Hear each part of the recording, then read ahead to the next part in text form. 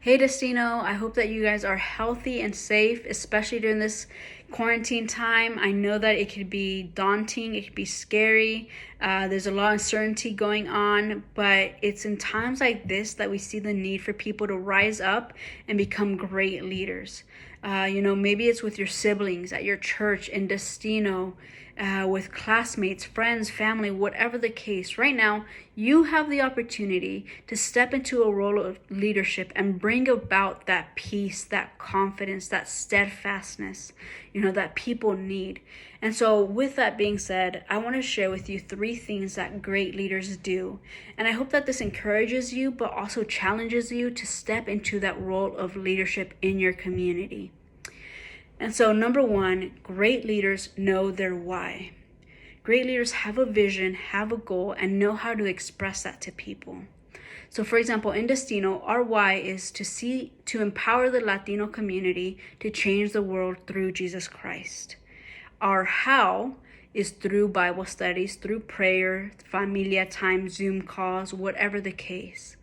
But when we share our why we're doing these things, people want to follow. People that have the same values, the same passions, they want to be a part of that because they understand why they're doing it.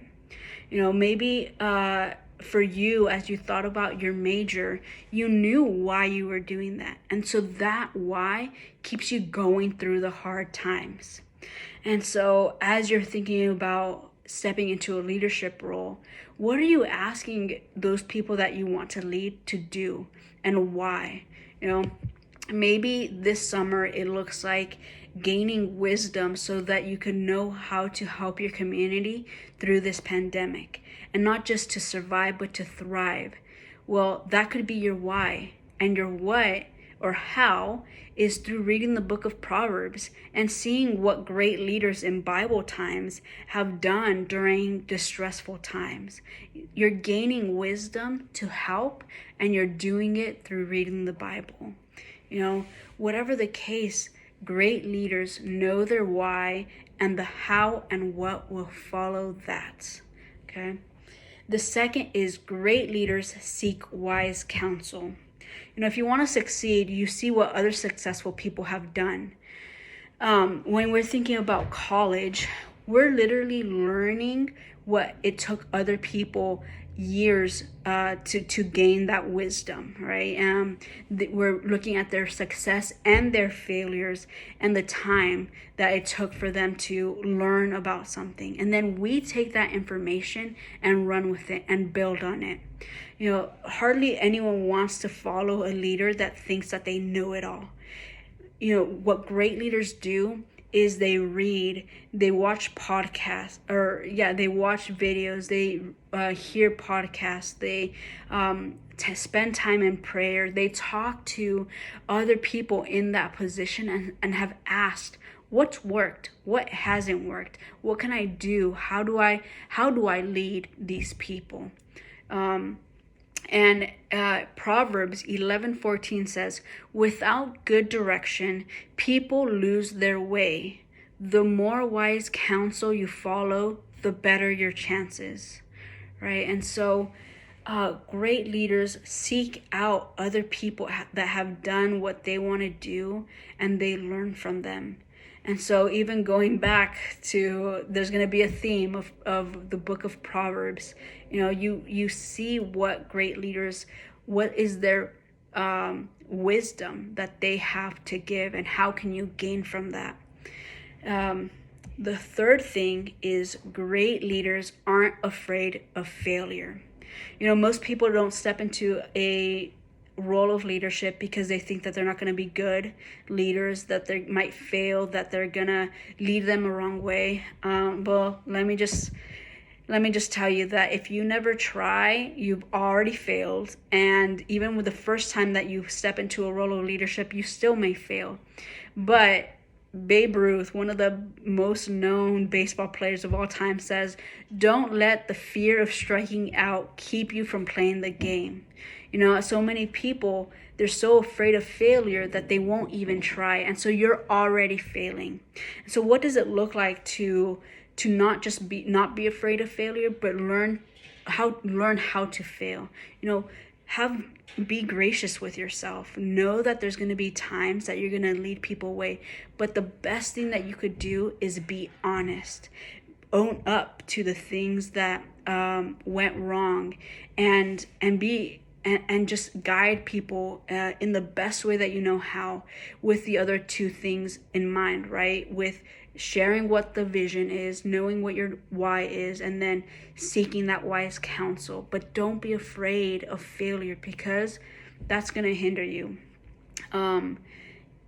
Take baby steps and then a couple jumps here and there, and that's what great leaders do. And so number one, great leaders know their why and cast vision. Number two, great leaders seek counsel and gain wisdom from that. 3, great leaders aren't afraid of failure. And so why do I share this with you guys? Is one of the reasons is because as you're transitioning into summer, you have this time and opportunity to learn about these things, to learn, to prepare. What would it look like for you to be back on campus in September, or whenever it is that you guys go back, and be put in a place of leadership? You guys are all capable of doing that, So how can you use your summer to do that better? Throughout the whole semester, you've learned how to do a Bible study, or what to do when you're reading the Bible, right? It's you pick a passage and you say, what does it say? What does it mean? And what's my response? Take that. Pick a book of the Bible, maybe Proverbs. I just want to say, that's a great way to use practical things and learn how to do things in the practical world. Then also, we've done outreaches, and so how are you sharing the gospel with those around you? How are you leading them to Jesus Christ? And so another thing that I want to recommend is this book called Seers, Sayers, Schemers, and Saints, Lesson on Leadership from Overlooked Men and Women of the Bible. To be a great leader, as I said, you seek out wise counsel.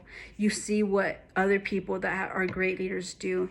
And so this is a great book on leadership from a biblical perspective. As college students, you guys have so much passion, so much to look forward to. And I want to encourage you guys to not waste this summer. I know that there's so many things going on. I don't want to put those things down. But with that being said, how can you be that sense of comfort for others? So I highly encourage you guys to think about these things. Maybe first step is create a vision board, figure out what your why is for this summer. What is it that you want to do? Second is see if there's any material that could help you get to that goal, get to that vision. And then third is don't be afraid to just go for it. It takes time. You're never going to be a great leader if you never lead. So I hope that this encourages you guys.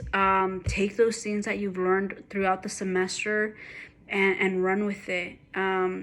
Keep seeking each other out. Keep each other accountable. Just because the semester is over doesn't mean that you can't still call someone up and say, hey, this is what I'm going through. This is hard, or I need help in this, or hey, how about we collaborate and we keep going with these Bible studies. Whatever the case, there's just so many opportunities for you to keep growing in your walk with Christ and in your walk with others. And so, yes, I hope that this is encouraging. I hope that this is challenging. And if you have any sort of questions, please feel free to message me or even just leave a comment below. But I'm praying for you guys, and I'm excited for whatever God has next. Use this summer to gain something. All right. God bless.